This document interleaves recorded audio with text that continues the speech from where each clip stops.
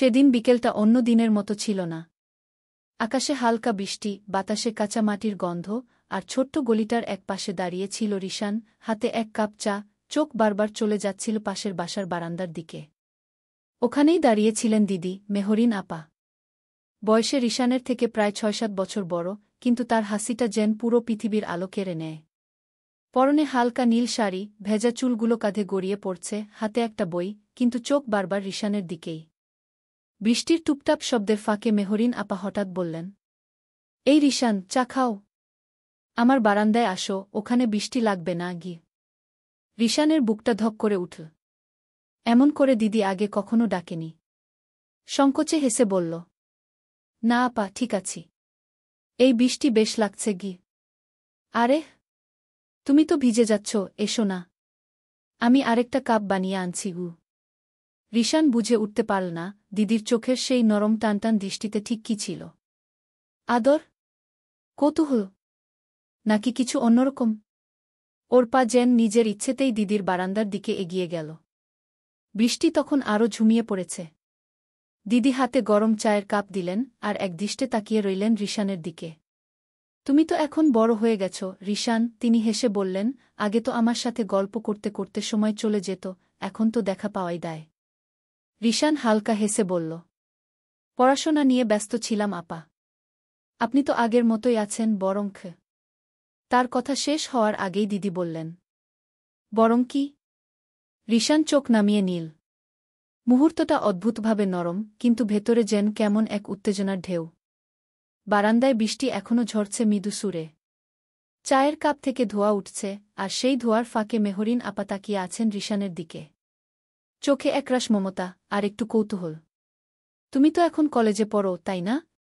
হ্যাঁ আপা, রিশান মাথা নাড়ল। এইচএসসি দিয়েছি, রেজাল্টের অপেক্ষায় আছি। ভালোই তো। আমি মনে করি তোমার ভেতর অনেক কিছু করার মতো ক্ষমতা আছে। ছোটবেলায়ও দেখেছি যত কৌতূহল তোমার চোখে। রিশান হেসে ফেল, আপা, আপনি তখনই আমাকে চিনেছিলেন মনে হয়, আমি নিজেই জানতাম না তখন আমি কে গিউ। দিদি হালকা হেসে বললেন, বেশি বড় বড় কথা বলো না রিশান, তোমার সেই হাসিটা এখনও আগের মতোই আছে গিউ। বাতাসে হালকা গন্ধ ছড়িয়ে পড়ল, কফির, বৃষ্টির, আর কিছু অজানা অনুভূতির। একটা ছোট্ট মুহূর্তের নীরবতা। শুধু বৃষ্টির শব্দ, আর দুজনের নিঃশব্দ চিন্তার ভেতর এক অদ্ভুত শান্তি। মেহরিন আপা বললেন ধীরে, কখনো কখনো মনে হয় আমাদের জীবনের সবচেয়ে সুন্দর সময়গুলো এমনই হয়, হঠাৎ করে, কোনো পরিকল্পনা ছাড়া। রিশান মাথা তুলল, আপনার কথাগুলো কবিতার মতো লাগে আপা গিউ। তুমি লিখো না কেন? লিখতে চেষ্টা করি, কিন্তু সাহস পাই না গি। তাহলে সাহস দাও তোমার কলমকে, দিদি হেসে বললেন, বৃষ্টি যেমন থেমে যায়, আবার ফিরে আসে, তেমনি অনুপ্রেরণাও আসে যায়। রিশানের চোখে তখন একরাশ শ্রদ্ধা আর একটুখানি কৌতূহল। এই নারী শুধু পাশের বাসার আপা নন, তিনি যেন জীবনের এক টুকরো আলো। রদিন সকালটা ছিল অদ্ভুত শান্ত। রিশান বারান্দায় দাঁড়িয়েছিল, হাতে নোটবুক। বৃষ্টির পর হাওয়া ঠান্ডা, গাছের পাতায় এখনও ঝুলে আছে জলকণা। কিন্তু তার চোখ একবারও বইয়ের পাতায় পড়ছিল না। বারবার চলে যাচ্ছিল পাশের বারান্দার দিকে, যেখানে গতকাল বৃষ্টিতে মেহরিন আপা দাঁড়িয়েছিলেন। কিছুক্ষণ পর দরজার পাশে হালকা টুং শব্দ। চিঠির খামে একটা ছোট্ট নোট পড়ে আছে। রিশান কৌতূহল নিয়ে খুলে পড়ল। তুমি লিখতে বলেছিলে, তাই লিখছি। বৃষ্টি যেমন চলে যায় তেমন কিছু মানুষও যায় না। কাল তোমার কথাগুলো আমার দিনটাকে হালকা করে দিয়েছিল। মেহরিন ঘু। রিশানের মুখে হালকা হাসি ফুটল। ওর বুকের ভেতর হঠাৎ এক অচেনা উষ্ণতা ছড়িয়ে পড়ল। যেন কিছু একটা শুরু হচ্ছে, কিন্তু কেউ জানে না ঠিক কিভাবে। দুপুরবেলা ওদের আবার দেখা হল, এইবার পাড়ার বইমেলায়। মেহরিন আপা বইয়ের স্টল ঘুরছেন, হাতে একটা ছোট গল্পের বই।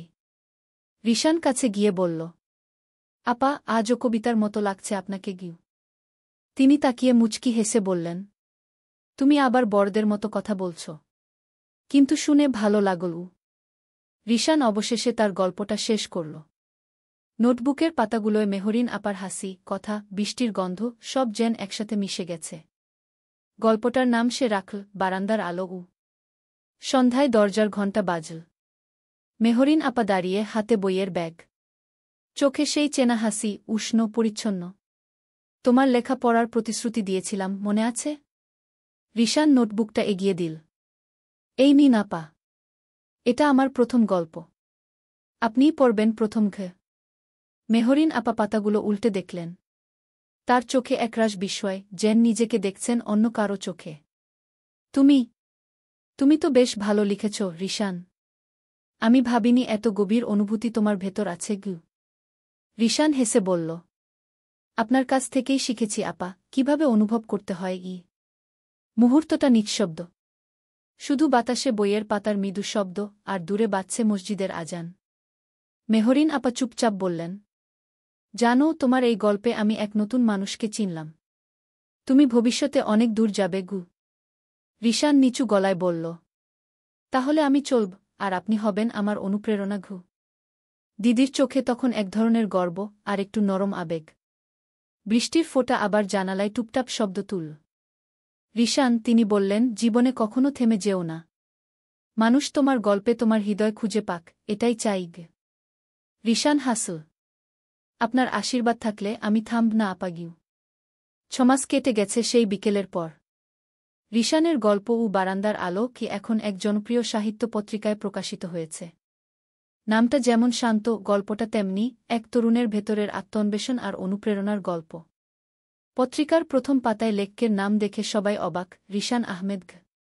আর নিচে ছোট্ট লাইন, উৎসর্গ সেই মানুষটিকে যিনি আমার প্রথম সাহস ঘ। বৃষ্টির এক সকালে দরজায় আবার ঘণ্টা। মেহরিন আপা, হাতে সেই পত্রিকার কপি। চোখে আনন্দ, ঠোঁটে নরম হাসি। আমি পড়েছি তোমার গল্পটা, তিনি বললেন ধীরে, তুমি তোমার কলমে আলো ধরতে শিখে গেছ গু।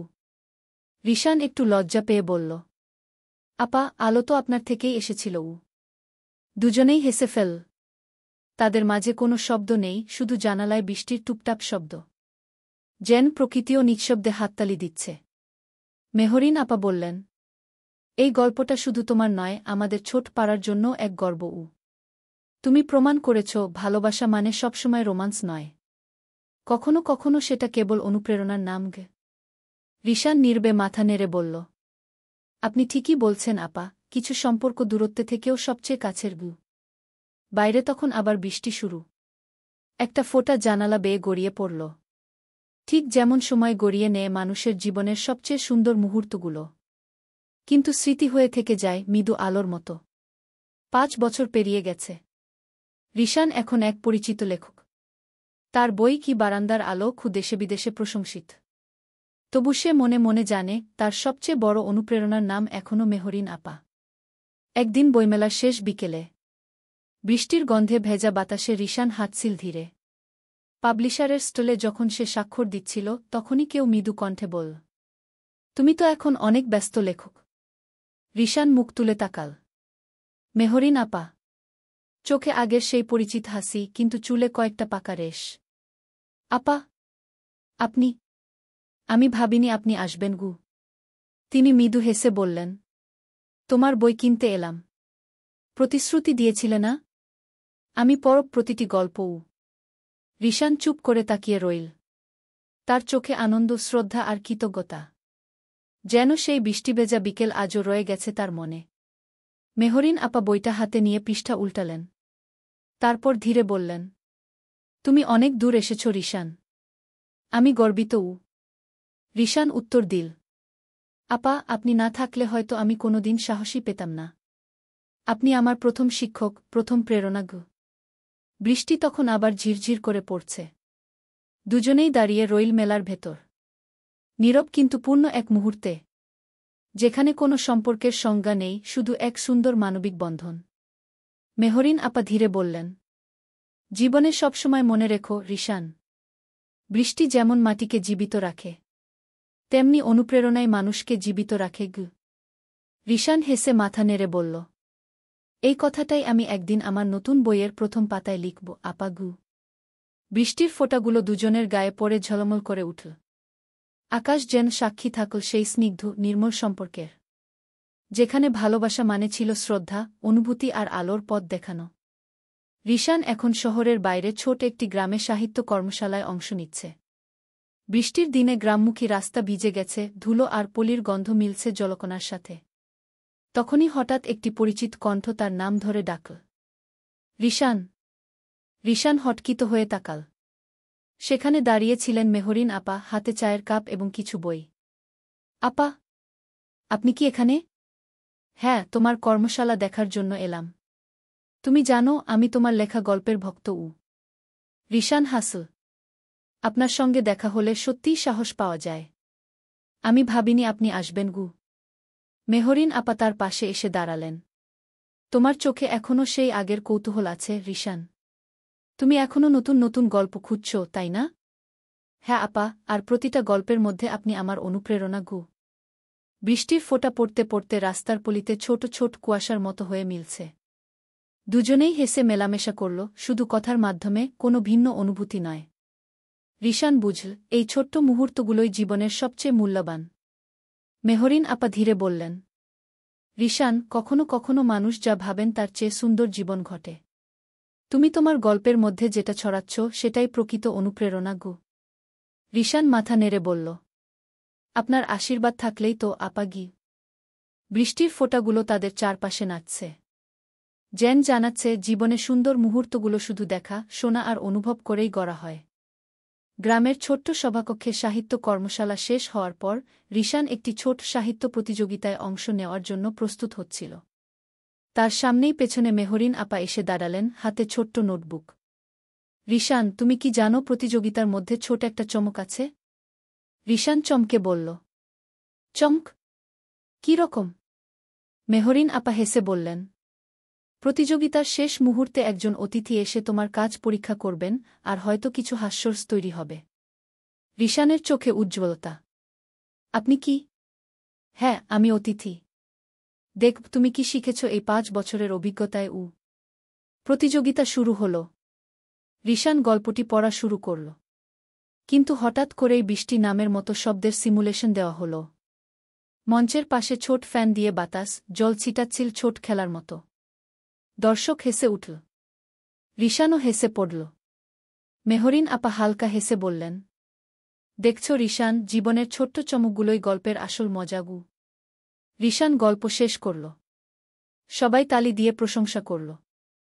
মেহরিন আপা ধীরে বললেন, তুমি শুধু লিখছ না, আনন্দ ছড়াচ্ছ।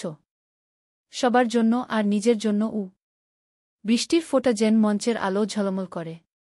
রিশান বুঝল, সাহিত্য শুধু কাগজে লেখা নয়, তা হল জীবনের মুহূর্তগুলোর আনন্দ। গ্রামের ছোট্ট মিলন হলে রাতের আয়োজন শুরু হল। সকল অতিথি বসে গল্প শোনার জন্য অপেক্ষা করছে। রিশান মঞ্চে উঠে, হাতে নোটবুক। মেহরিন আপা পাশে বসে, চোখে গর্ব আর উজ্জ্বল আগ্রহ। রিশান গল্প শুরু করল। এবার শুধু বৃষ্টির গল্প নয়, গ্রামের ছোট্ট আনন্দ, মানুষদের হাসি, ছেলেবেলার স্মৃতি সব মিলিয়ে। দর্শকরা হেসে উঠছে, কখনো আবেগে চোখ ভিজছে। মুহূর্তে মেহরিন আপা হেসে বললেন, রিশান, মনে রেখো, গল্প লেখার মজা হল সবাইকে আনন্দ দেওয়া, আর কখনো কখনো নিজেকে খুঁজে পাওয়া গু।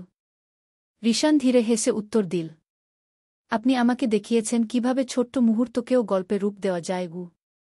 সন্ধ্যা কেটে রাত গভীর হল। মেহরিন আপা তার পাশে হালকা বললেন, এবার নতুন গল্প লিখতে হবে নাকি ছুটি নেব? রিশান হেসে বলল, আপনার কাছ থেকে অনুপ্রেরণা পেলে সবসময় নতুন গল্প জন্মায় গু। বাইরে বৃষ্টি থেমে গেছে, কিন্তু বাতাসে এখনও ফোঁটার মতো ঠান্ডা উষ্ণতা। দুজনই নীরবে বসে আছে। শুধু মুহূর্তের আনন্দ, গল্পের জাদু, আর একটি সুন্দর বন্ধনের অনুভূতি। রাতের আকাশে চাঁদ হালকা ঝলমল করছে। গ্রামের মিলন হলে শেষবারের মতো আলো নরমভাবে ঝলমল করছে। রিশান নোটবুক খুলে বসেছে, আর মেহরিন আপা পাশে বসে। রিশান, তুমি কি ভাবছ আগামী গল্পে কি হবে? আপা, ভাবছি সেই ছোট্ট বৃষ্টির বিকেল আর গ্রামের মানুষের হাসি, সব মিলিয়ে একটা গল্প বানাব। মেহরিন আপা হেসে বললেন, দেখো, জীবনের ছোট্ট মুহূর্তই গল্পে প্রাণ দেয়া। আর তোমার চোখের সেই আগ্রহ সবসময় নতুন গল্পের জন্ম দেয়া গু। রিশান লিখতে শুরু করল, কিন্তু হঠাৎ ব্যাগ থেকে একটি ছোট্ট খাতা বের হয়ে পড়ল। মেহরিন আপা হেসে বললেন, ওহ, এই খাতায় তোমার প্রথম গল্পের খোঁজটা আছে। কি মনে আছে? রিশান মাথা নেড়ে বলল, আপনি এখনও মনে রেখেছেন? দুজনেই হেসে উঠল। মুহূর্তটা এমনভাবে নীরব, যেখানে কথার চেয়ে চোখের ভাষা বেশি বোঝায়। দেখো রিশান, মেহরিন আপা ধীরে বললেন, জীবনে সব সময় বড় কিছু হবে এমন নয়। ছোট ছোট্ট আনন্দে অনেক সময় সবচেয়ে বড় উপহার রিশান চুপচাপ লিখতে লাগল। তার কলম যেন বৃষ্টির ফোঁটার মতো ঝলমল করছে। মুহূর্তে একটা হালকা উত্তেজনা, ছোট্ট হাসি, চোখের চমক এবং বৃষ্টির স্মৃতি একসাথে মিলছে নতুন গল্পে। মেহরিন আপা বললেন, এবার তুমি লিখ, আর আমি পড়ব। আরেকটি সুন্দর বৃষ্টির গল্প তৈরি হবে বাইরে বৃষ্টির ফোঁটা নেই, কিন্তু মিলন হলে বাতাসে এখনও সেই সতেজতা। যেন জীবনের ছোট আনন্দ আর অনুপ্রেরণার টানাপোড়েন এখনও সেখানে বসে আছে। রিশান শেষবারের মতো তার নোটবুক উল্টে দেখল। পৃথিবীর সব ছোট আনন্দ, বৃষ্টির ফোঁটা, গ্রামের হাসি এবং মেহরিন আপার উষ্ণতা সবই তার গল্পে মিলেছে। মেহরিন আপা পাশে বসে হেসে বললেন, দেখো রিশান, তুমি যা লিখেছ তা শুধু কাগজে নেই, তা জীবনের অনুভূতিতে ভরা রিশান ধীরে হেসে বলল, আপনার আশীর্বাদ আর প্রেরণা না থাকলে আমি কখনো এত দূর আসতাম না। মুহূর্তটা নিঃশব্দ কিন্তু পূর্ণ। বাইরে বৃষ্টি নেই, কিন্তু বাতাসে সেই সতেজতা রয়ে গেছে। দুজনেই জানে, জীবন ছোট ছোট মুহূর্তে আনন্দ খুঁজে নেওয়ায় সুন্দর। সম্পর্ক মানে সবসময় ঘনিষ্ঠতা নয়, বরং আশীর্বাদ, প্রেরণা এবং শ্রদ্ধা। মেহরিন আপা বইটা হাতে ধরলেন। এবার তোমার গল্পটা অন্যদেরও আনন্দ দেবে। আমি গর্বিত রিশান মাথা নেড়ে বলল, আপনার মতো মানুষ থাকলে প্রতিটি গল্পই আলো পায় বাইরে সূর্য উঠছে, পুরো গ্রাম আলোয় ভেসে যাচ্ছে, আর রিশান ও মেহরিন আপা নীরবে বসে আছে একটি সুন্দর বন্ধনের নিঃশব্দ উদযাপনে, যেখানে বৃষ্টি যেমন শেষ হয়ে যায়, তেমনি গল্পের আনন্দ চিরকাল মনে থাকে।